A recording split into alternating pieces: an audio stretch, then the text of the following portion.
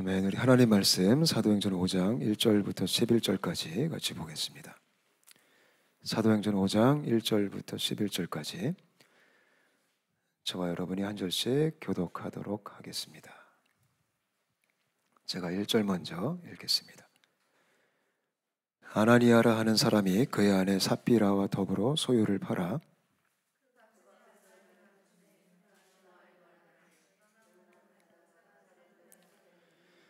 베드로가 이르되 아나니아야 어찌하여 사탄이 내 마음에 가득하여 내가 성령을 속이고 땅값 얼마를 감추었느냐.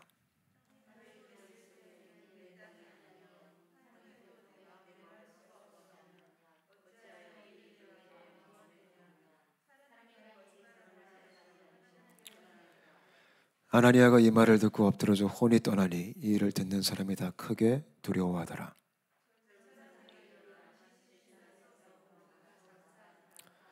3시간쯤 지나 그의 아내가 그 일어난 일을 알지 못하고 들어오니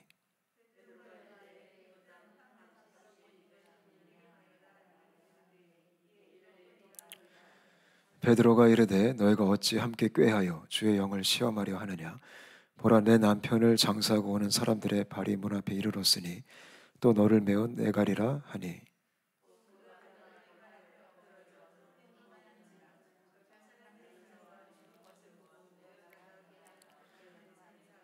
같이 읽겠습니다. 온 교회와 이 일을 듣는 사람들이 다 크게 두려워하니라. 아멘.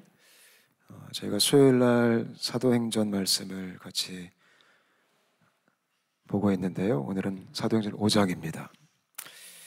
아까 저희 불렀던 그 주께서 높은 보좌의 찬양 아시는지 모르겠지만 꽤 오래된 찬양입니다. 오래된 찬양이고 제가 굉장히 좋아하는 올드스쿨 찬양입니다. 이사야 6장의 그 말씀을 가지고 만들어진 찬양인데요.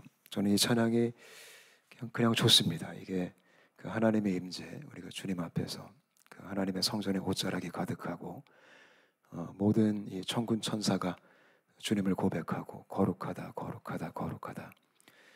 저는 우리의 삶 속에 그런 주님의 임재가 가득하셨으면 좋겠습니다. 오늘 본문은 좀 부담스러운 내용이 담겨져 있습니다. 죄에 대한 얘기가 나옵니다. 이 본문을 통해 우리가 얻을 수 있는 가장 중요한 교훈은 하나님은 죄를 싫어하신다라는 것입니다. 인간은 죄에서 자유할 수가 없죠. 우리가 죄를 안 지을 수가 없습니다. 물론 예수 그리스도의 은혜로 우리가 죄 사함을 받고 칭의를 받았습니다. 그래서 주님이 우리를 바라보실 때 의인으로 바라보십니다. 그것이 바로 은혜입니다. 근데 우리가 그리스도 안에서 우리의 신분이 의롭게 바뀌었다 할지라도 여전히 우리의 삶 속에는 연약함들이 남아있고 이 죄의 습성들이 불쑥불쑥 튀어나올 때가 굉장히 많이 있습니다. 그래서 우리가 날마다 주의 은혜를 구하고 주님을 경외하는 마음으로 살아가는 것이 정말로 중요합니다. 저는 오늘 말씀을 통해서 저와 여러분이 하나님의 거룩하심 앞에 설 수 있게 되시기를 축복합니다. 제가 오늘 설교를 좀 준비하며 묵상하다가 이런 생각이 좀 들었습니다. 설교는 제가 어떤 이 성경 말씀에 대해서 해석해주고 발표하는 시간이 아니라 저를 포함해서 우리 모두가 하나님 말씀 앞에 서는 시간입니다. 그래서 오늘 이 말씀이 저뿐만 아니라 우리 모두에게 우리를 새롭게 하는, 우리의 마음을 다시 한번 새롭게 다짐하게 하는 그런 살아계신 주의 말씀 되었으면 좋겠습니다. 오늘은 굉장히 유명한 이야기죠. 아나니아와 삽비라의 죄가 나옵니다. 끔찍한 얘기입니다. 사실 아주 독특한 이야기입니다. 만약에 하나님이 오늘 이야기처럼 항상 역사하신다면 여기 지금 살아계실 분은 안 계십니다. 아마 우리가 다 죽었을 겁니다. 그래서 이 이야기가 굉장히 독특한 이야기입니다. 근데 이 이야기가 그렇다고 추상적인 이야기도 아닙니다. 그렇다고 상징적인 이야기도 아닙니다. 이 이야기는 실제적이었던 팩트였습니다. 그래서 오늘 이 본문을 통해서 우리가 우리를 향하신 하나님의 거룩한 뜻을 우리가 알 수 있게 되시기를 바랍니다. 아나니아 삽비라가 죄를 졌습니다. 1절과 2절을 보니까요, 이 두 부부가 합세해서 죄를 짓습니다. 여러분, 사람들이 죄를 지을 때는요, 물론 혼자 몰래 짓는 죄도 있지만 제가 볼 때 약간 좀 큰 죄를 지을 때는 항상 누군가 함께 하기를 원합니다. 그게 사람의 속성입니다. 혼자 손해보기 싫고 또 혼자 낭패보기 싫어서 이렇게 같이 모여서 못된 짓을 할 때가 굉장히 많이 있죠. 우리 학생 때도 그렇잖아요. 그죠? 친구들이 혼자 있을 때는 애들이 얌전한 것 같은데 이 모이기만 하면 애들이 이상해지는 애들이 있습니다. 그게 제가 볼 때 인간의 죄악된 속성 중에 하나인 것 같습니다. 오늘 말씀 보니까 이 부부가 합심해서 하나님께 죄를 저질렀습니다.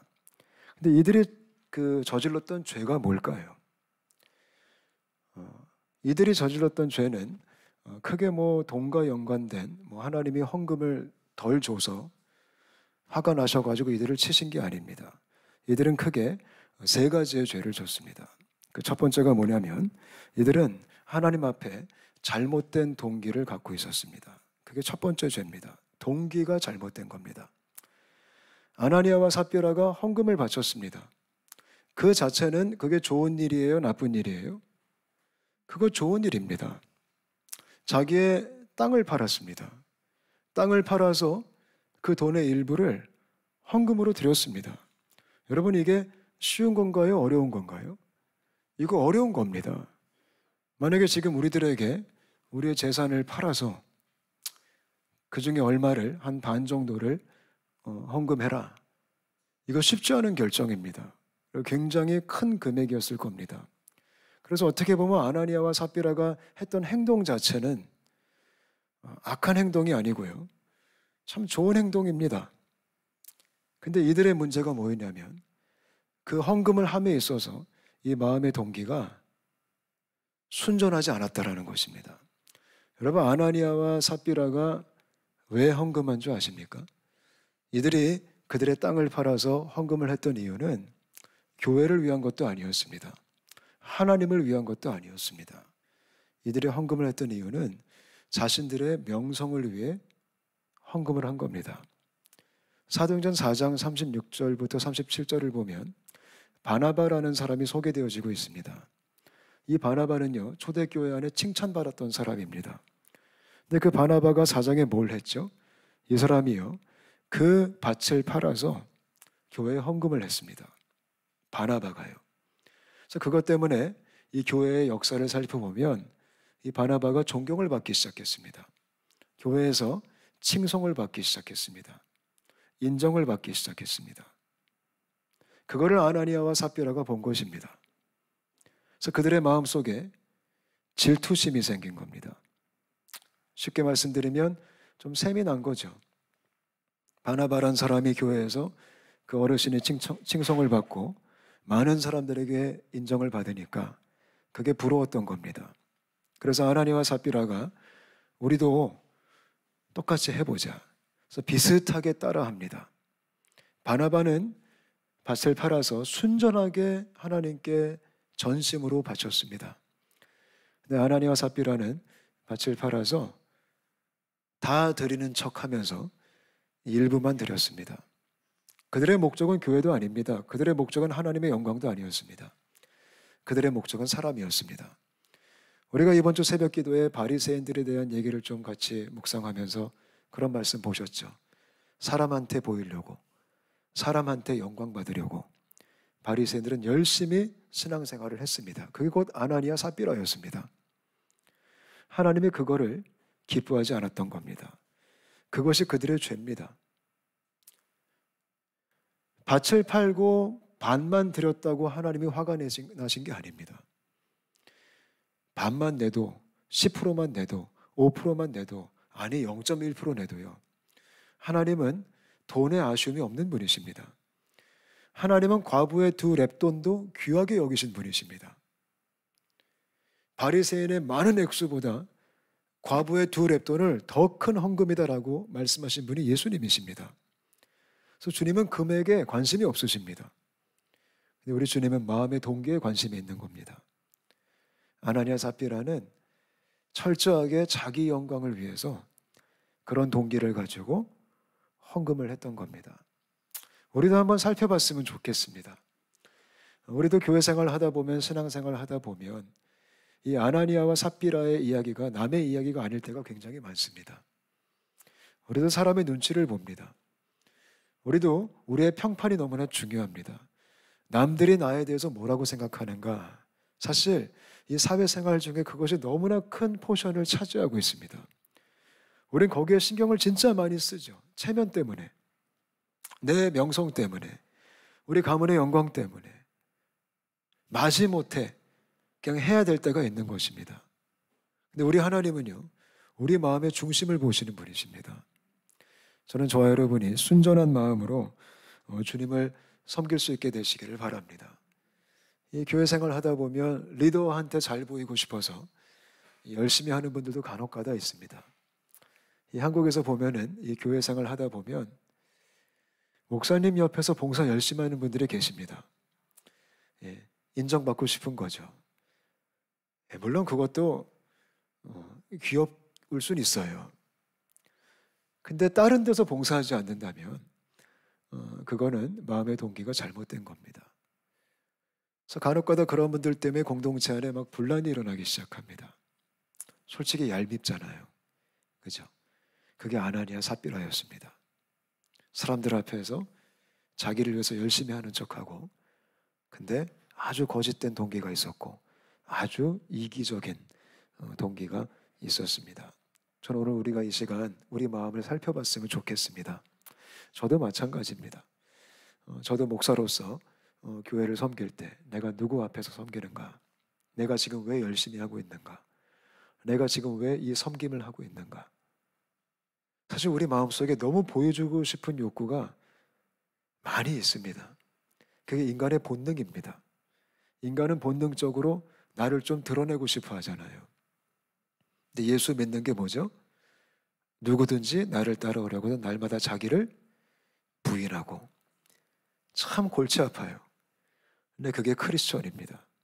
저는 우리가 이 십자가 복음의 이 진리 앞에서 날마다 나의 죽음을 짊어지고 주님을 드러낼 수 있게 되시기를 바랍니다. 솔직한 삶을 살 수 있게 되시기를 바랍니다. 만약에 아나니아 삽비라가 이건 일부밖에 안 됩니다. 밭을 다 팔았지만 이 정도는 좀 우리가 필요합니다. 이랬더라면 하나님이 예뻐했을 거예요. 근데 그들의 동기는 철저하게 자아숭배적 동기가 너무나 가득했던 것입니다. 그게 첫 번째 죄입니다. 두 번째, 이들의 죄는 뭐냐면 이들은 돈을 사랑했습니다. 그게 두 번째 죄입니다. 이 아나니아와 삽비라는 돈을 숭배했던 사람들입니다. 돈을 너무나 좋아했죠. 재물의 노예였습니다. 하나님이 그거를 싫어하셨던 겁니다. 여러분, 예수님께서 그런 말씀하셨죠. 우리가 재물과 하나님을 겸하여 섬길 수 없다라는 것입니다. 하나님도 좋은데 돈도 좋다. 그 공식은 성립이 되지 않는다라는 것입니다. 근데 아나니아 삽비라는 이 돈에 잡혀있던 사람들입니다. 근데 이거를 가만히 우리가 생각해 보면 이것도 남의 이야기가 아닙니다. 이것도 누구 이야기죠? 또 우리 이야기입니다. 돈 싫어하는 사람 있을까요? 전 돈이 너무 싫어요. 전 그런 사람을 본 적이 없습니다. 모든 사람들은 이 돈을 좋아합니다. 그리고 돈은 필요합니다. 그리고 돈은 없으면 또 안 됩니다. 그러니까 돈 자체가 죄는 아닙니다. 돈 자체가 악은 아닙니다. 돈 자체가 마귀는 아닙니다. 근데 그 돈을 내가 숭배의 대상으로 삼으면 그때부터 성경이 얘기합니다. 디모데전서 6장 말씀에 돈 사랑함이 일만 악의 뿌리라고 얘기합니다. 저는 이 표현이 너무나 놀랍습니다. 돈을 사랑하는 마음이 그냥 악의 뿌리가 아니라 일만 악의 뿌리다. 제가 볼 때 사도 바울이 표현한 가장 초특급 이 과장법 같아요. 일만 악의 뿌리다. 근데 그 정도로 돈이 강력하다라는 겁니다. 근데 아나니아 삽비라가 거기에 사로잡힌 겁니다. 그래서 이들은 명예도 챙겨야 되겠고 돈도 챙겨야 되겠고, 솔직히 반을 드리면서 얼마나 아까웠을까요? 그죠? 근데 자기의 명예를 위해 반은 드려야겠고 또 좀 남겨야겠고, 이게 그들의 죄였습니다. 사실 제가 볼 때 이 돈 문제는요, 저희가 평생 싸워야 되는 문제 같아요. 이거는 목사인 사람들도 마찬가지죠. 목회자들도 피해갈 길이 없습니다. 저는 돈 때문에 망가지는 목회자의 이야기를 참 많이 들었어요. 돈 때문에 무너지는 교회의 이야기를 참 많이 들었어요. 근데 그런 이야기를 들을 때마다 아, 이게 남 이야기가 아니구나 라는 생각이 들어요. 끊임없이 수년 동안 저희 가정은 돈에 대한 훈련을 받았어요. 플로잉을 하고 정말 무소유로 살고 다 털어버리고 가끔 챙길 때 또 책망받고 끊임없이 수년 동안 그런 길을 살아왔어요. 그럼 그쯤 되면요, 좀 맷집이 생겨야 되잖아요. 그죠? 좀 이젠 돈에 대해서 난 이거만큼은 자신 있다. 나는 이제 돈 숭배하지 않을 수 있다. 이게 좀 돼야 되잖아요. 근데 놀라운 게 뭔지 아세요? 제 마음에 그런 맷집이 없어요. 그냥 여전히 욕심이 있고요. 여전히 하나님이 어떤 재정에 대한 도전을 주시면 그렇게 아까울 수가 없고요. 그렇게 신중해질 수가 없어요. 참 제가 돈을 쓸 때 신중하면 안 되잖아요. 특히 이렇게 누굴 구제하고 도와줘야 될 때. 근데 그때는 제가 참 신중 모드로 바뀌어요. 그때 막 주의 음성 들려달라 그러고 뭐 정말 주님의 뜻이냐고. 그래서 그런 저를 보면 얼마나 이게 한심한지. 제가 볼 때 이 싸움은 평생의 싸움인 거예요. 평생의 싸움. 한 번 재정에 대해서 승리했다고 해서 그 다음에 승리할 보장이 없다라는 거예요. 내가 한 번 재정을 완전히 플로잉 했다고 해서 그 다음도 플로잉할 보장이 없다라는 거예요. 항상 이 부분에 우리가 깨어서 내가 정말 하나님이냐 돈이냐 이 중간에서 우리가 몸부림을 칠 수 있게 되시기를 바라요. 아나니아 삽비라는 고린도후서 9장 7절 말씀에 의해 보면 억지로 헌금을 드린 거예요. 사도 바울이 그런 얘기하죠. 억지로 드리지 말아라. 하나님은 억지로 드리는 거 별로 좋아하지 않는다. 근데 이들은 억지 헌금이었어요. 마지못해. 저는 저와 여러분이 정말 이 자본주의 시대 속에 이 재정에 대해서 선한 청지기가 될 수 있기를 주님의 이름으로 축복합니다. 저 또한 마찬가지입니다. 저희 교회가 그랬으면 좋겠어요. 특히 제가 홍콩 와서 이제 가만히 보니까 홍콩은 비싸요. 그죠? 저희 교회도 지금 2공간을 쓰는데 제가 이 렌트비를 여쭤봤어요. 지지난주에. 그전까지 잘 몰랐어요. 처음으로 여쭤봤습니다. 우리 렌트비가 얼마나 됩니까? 그랬더니 엄청 비싸요. 깜짝 놀랐습니다. 그래서 워낙 렌트비도 비싸고 홍콩이 이제 물가도 비싸고 그렇기 때문에 이 교회 재정을 제가 쭉 점검해 보니까 돈 좀 아껴 써야겠다라는 생각이 들면서 이 좀 쟁여놔야겠다라는 이런 인간적인 마음도 생기는 거예요. 불안불안하니까요. 이게 언제 어떻게 될지 모르니까. 그러면서 드는 두려움이 뭐냐면 이러다가 우리가 정말 써야 되는 곳에 정말 구제와 선교와 교육과 다음 세대를 향한 그런 거룩한 투자에 우리가 소극적으로 바뀌면 어떨까? 그런 두려움이 찾아오는 거예요. 그러지 않았으면 좋겠다. 근데 제 마음에 또 담임 목사 취임을 하게 되면서 또 이제 살림을 해야 되니까 이런 걱정거리가 막 생기는 거예요.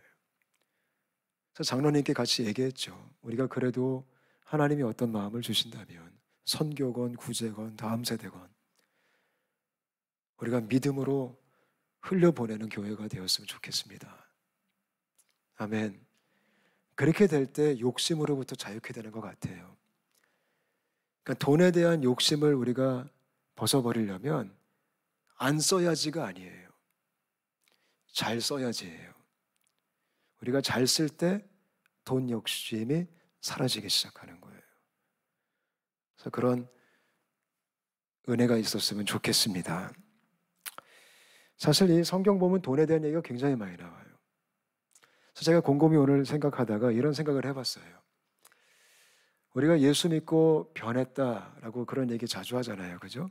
은혜 받으면 삶이 새로워진다. 그리스도 안에 있으면 이전 것은 지나가고 보라 새 것이 되었도다. 우리는 새로운 피조물이 되었다. 변화된 삶을 살아야 된다. 예, 완전 아멘입니다. 근데 여러분, 예수님 믿는 사람, 은혜 받은 사람에게 가장 도드라지게 나타나야 되는 변화가 뭘까요? 바로 돈입니다. 제가 볼 때 변화된 삶을 우리가 검증할 수 있는, 측정할 수 있는 가장 정확한 기준은 그 사람의 돈에 대한 가치관입니다.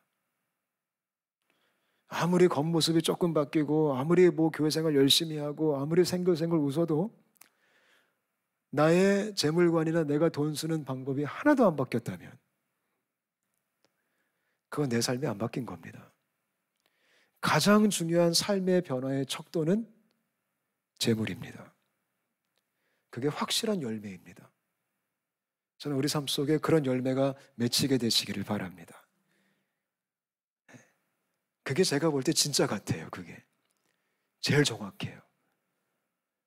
근데 아나니아 삽비라는 그 부분에 있어서 하나님께 범죄한 겁니다. 여전히 돈을 열심히 섬기고 있었던 겁니다. 사도 바울이 부럽습니다. 사도 바울이 빌립보서 말씀했던 고백이 있잖아요. 내가 예수님 만나고 나서 보니까 이 돈과 명예와 모든 것들이 배설물과 같더라. 그런 진짜 은혜가 우리 속에 가득했으면 좋겠습니다. 세 번째, 이 아나니아 삽비라의 죄가 뭐였냐면 첫 번째가 잘못된 동기, 두 번째가 돈사랑, 세 번째는요, 이들의 죄악은요, 거짓말이었습니다. 이들은 거짓말을 했습니다. 베드로가 누차 물어봅니다. 이게 전부냐? 근데 전부가 아니었거든요. 얼마를 좀 감춰뒀거든요. 두 부부가 합세해서. 근데 그들은 베드로 앞에 이게 전부입니다 라고 얘기합니다. 거짓말한 겁니다. 그게 하나님이 싫어했던 죄입니다. 여러분, 하나님이 싫어하는 게 꽤 많으세요.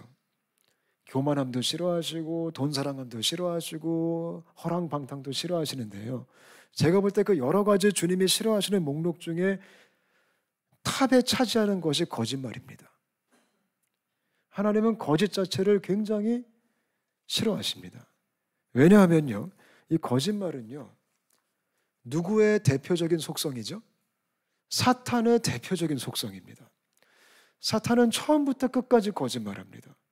그래서 예수님께서 사탄을 표현하면서 이런 얘기하죠. 사탄 거짓의 아비다라고 얘기해요. 그러니까 사탄이 거짓말 중에 최고, 거짓의 대부다 이렇게 얘기하는 거죠. 그래서 하나님은 우리가 이 거짓된 삶을 살기 시작할 때, 우리가 거짓말을 습관적으로 하기 시작할 때 그거를 굉장히 불편해 하십니다.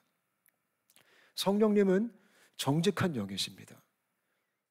우리가 찬양도 부르잖아요. 정결한 마음 주옵소서, 정직한 영을 새롭게 하소서.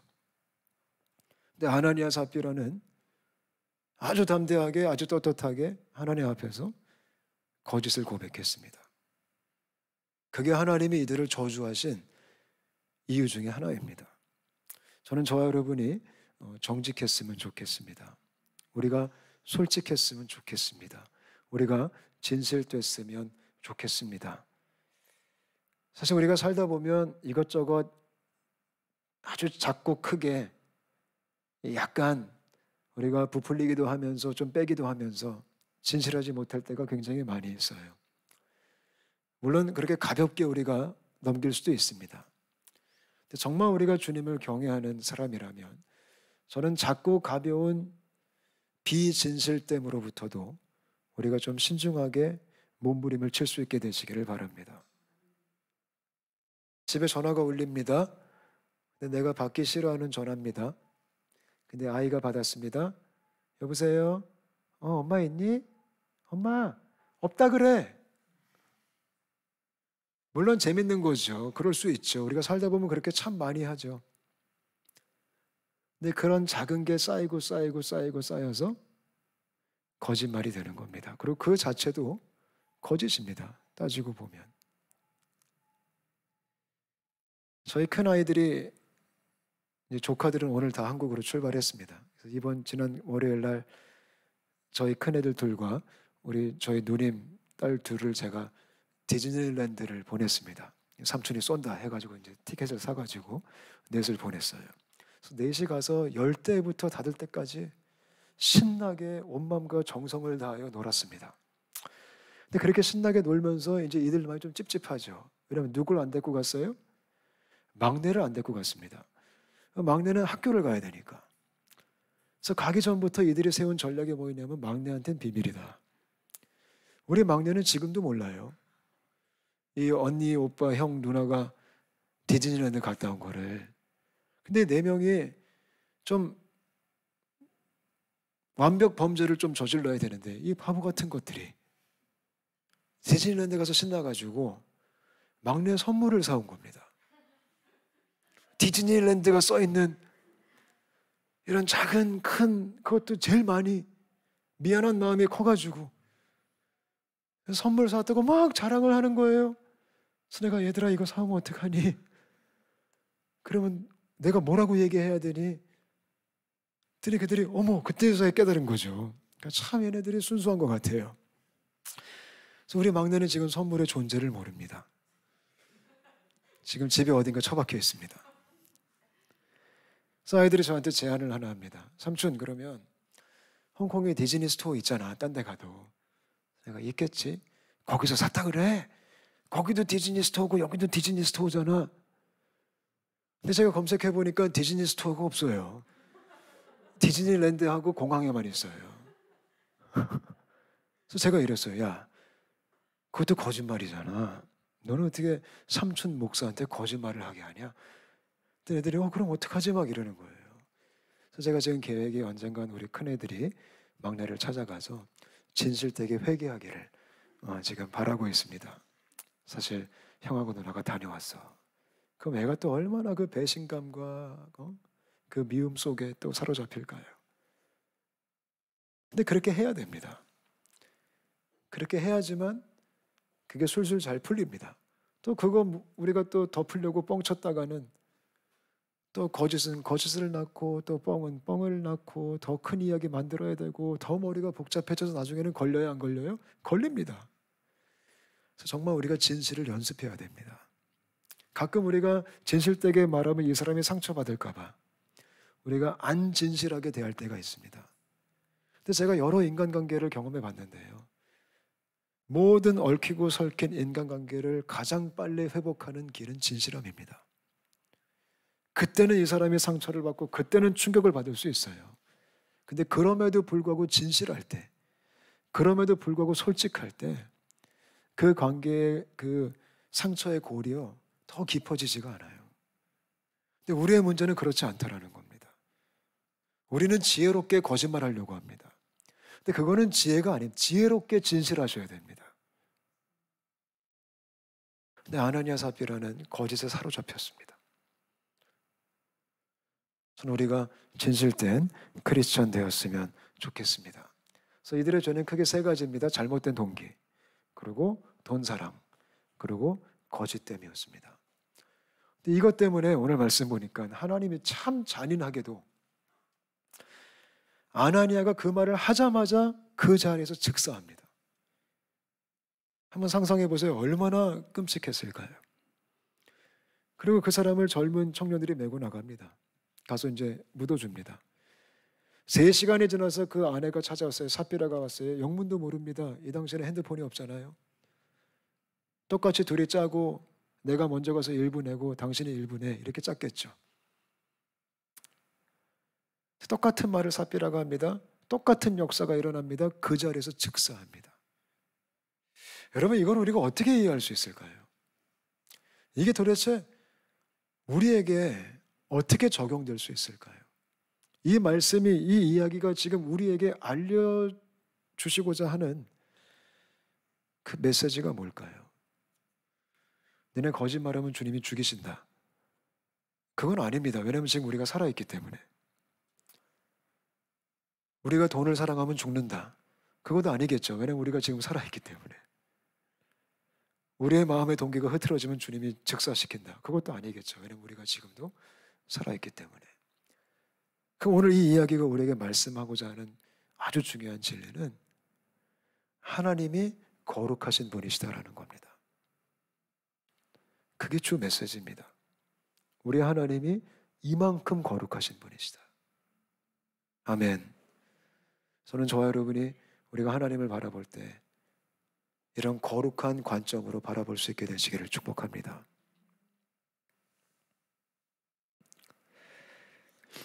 어떤 분은 이렇게 해석합니다. 하나님이 이렇게 잔인하게 독특하게 이 당시에 아나니아 삽비라를 치셨던 이유는 이게 초대교회의 공적인 첫 번째로 드러난 죄였습니다. 어떤 분은 그거를 가리켜서 하나님이 시범 케이스로 이 초대교회에게 알려주신 것이다. 뭐 일리는 있습니다.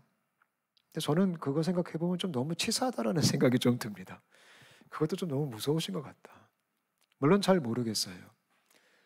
그래서 우리가 이런 종류의 말씀을 볼 때는요, 우리가 인간적으로 따지지 않았으면 좋겠습니다. 하나님이 그냥 하신 겁니다. 하나님을 드러내시기 위해서. 아멘이시죠? 이걸 가리켜서 꼬리에 꼬리를 물면서 주님 너무 잔인하셔, 나 하나님 안 믿을래, 이게 어떻게 하나님이야, 사랑이시라며 거짓말한 거 아니야? 그거는 우리의 소관이 아니라는 겁니다. 우리가 말씀을 바라볼 때 우리 인간적인 지식, 인간적인 상식, 인간적인 경험들을 좀 내려놓을 수 있어야 됩니다. 이거는요, 이해할 수 없는 하나님의 역사입니다. 여러분, 하나님은 우리가 다 이해할 수 없는 분이십니다. 우리가 간혹가다 실수할 때가 있어요. 그분을 너무 우리의 머리로만 이해하려고 합니다. 하나님은 절대 우리의 상식과 우리의 지식과 우리의 경험으로 받아낼 수 없는 분이십니다. 우린 따질 게 참 많아요. 인간적으로 하나님께. 이 사건도 따질만 해요. 지금 너무한 거 아닙니까? 그죠? 또 우리가 예정론 얼마나 많이 따질 게 많아요. 구약 성경 이해 안 되는 이야기가 얼마나 많아요. 따질 것 투성입니다. 근데 그거는 하나님을 향한 올바른 자세가 아닙니다. 왜냐하면 우리는 하나님을 다 알 수가 없습니다. 옛날에 돌아가신 하용재 목사님께서 그런 말씀하셨어요. 하나님은 이해될 수 없는 분이시다. 만약에 하나님이 우리 인간의 머리를 다 이해가 된다면 그분은 하나님이 아니실 거다 라고 설명하셨어요. 전 그 말에 전적 동의합니다. 오늘 말씀 이해 안 됩니다. 근데 우리가 알 수 있는 것은 하나님은 거룩하신 분이시다라는 것입니다. 그래서 그것이 마음에 남게 되시기를 축복합니다. 오늘 이 사건을 통해 주님이 뽑아내신 결과물이 있습니다. 그게 바로 11절 말씀입니다. 한번 같이 읽어볼까요? 11절 시작. 온 교회와 이 일을 듣는 사람들이 다 크게 두려워하니라. 이게 목적이었습니다. 하나님이 이 사건을 통해 초대교회 전체가 급격하게 성장한 초대교회, 갑자기 수천 명이 됐어요. 초대교회가요. 그 교회가 하나님을 두려워하기 시작했습니다. 이게 주 목적이었던 것 같습니다. 그래서 오늘 이 시간 우리 마음속에도 이게 남았으면 좋겠습니다. 비로소 우리 온사랑교회가 하나님을 두려워하기 시작하니라. 여러분, 우리 하나님은 두려움 받기에 합당하신 분이십니다. 제가 예전에도 그런 설명 드렸죠. 요즘 주님을 무서워하는 게 너무 없어진 것 같다고. 하나님은 우리가 좀 무서워해야 됩니다. 벌벌 떨라는 거 아닙니다. 근데 가끔 또 벌벌 떨어야 됩니다. 왜냐하면 하나님은 그런 분이십니다. 거룩하신 분. 할렐루야. 자, 그럼 마지막으로 결론입니다. 우리가 어떻게 하면 이런 잘못된 동기, 돈사랑, 거짓된 삶, 이런 죄들을 좀 멀리하며 살 수 있을까요? 좀 극복하며 살아갈 수 있을까요?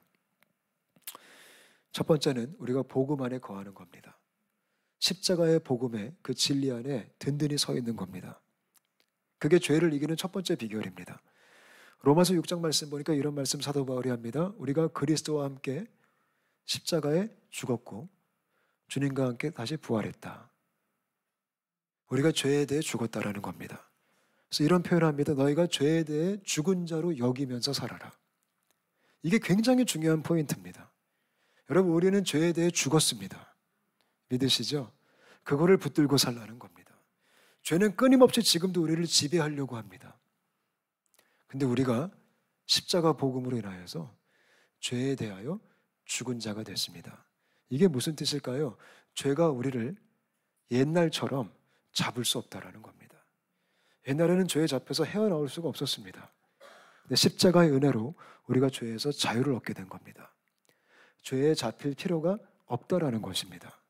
이 십자가의 복음이 우리 가운데 늘 정말 능력이 되시기를 축복합니다. 그래서 저는 아침에 그런 생각 참 많이 해요. 아, 맞아. 나 죽었지. 나 죄에 대해 죽었지. 그거를 믿음으로 선포합니다. 그래서 그런 믿음의 고백이 필요합니다. 그리고 두 번째는요, 성령님의 도우심을 구하셔야 됩니다. 그러니까 복음과 성령입니다.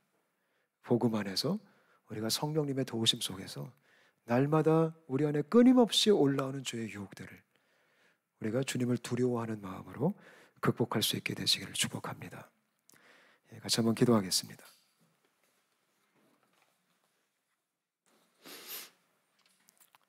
우리 합심해서 한번 기도했으면 좋겠어요. 우리 같이 기도할 때요, 오늘 말씀을 통해 하나님께서 우리에게 주시고자 하는 마음은 하나님을 두려워하는 마음입니다. 아나니아 삽비라의 사건을 통해서 하나님이 얼마나 거룩하신지, 하나님이 얼마나 순결하신지를, 얼마나 의로우신지를 보여주셨습니다.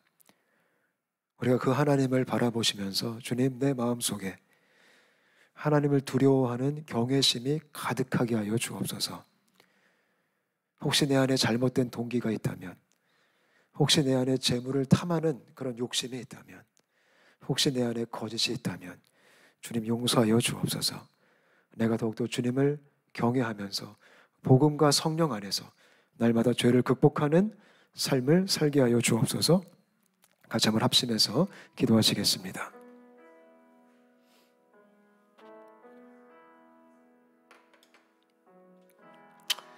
하나님 감사합니다. 오늘 말씀을 통해 하나님이 얼마나 거룩하신지, 하나님이 얼마나 정의로우신지 우리가 보게 됐습니다. 오늘 초대교회가 이 사건을 통해 비로소 주님을 두려워하기 시작했던 것처럼 우리 마음속에 주님을 향한 경외심, 주님을 향한 두려움이 생기게 하여 주옵소서. 그래서 우리의 마음의 동기가, 우리의 욕심이, 우리의 죄악된 거짓됨들이 복음과 성령 안에서 잘 극복될 수 있도록 주님 저희에게 은혜를 베풀어 주시옵소서. 주님 감사합니다. 주님을 찬양합니다. 아멘. 주님.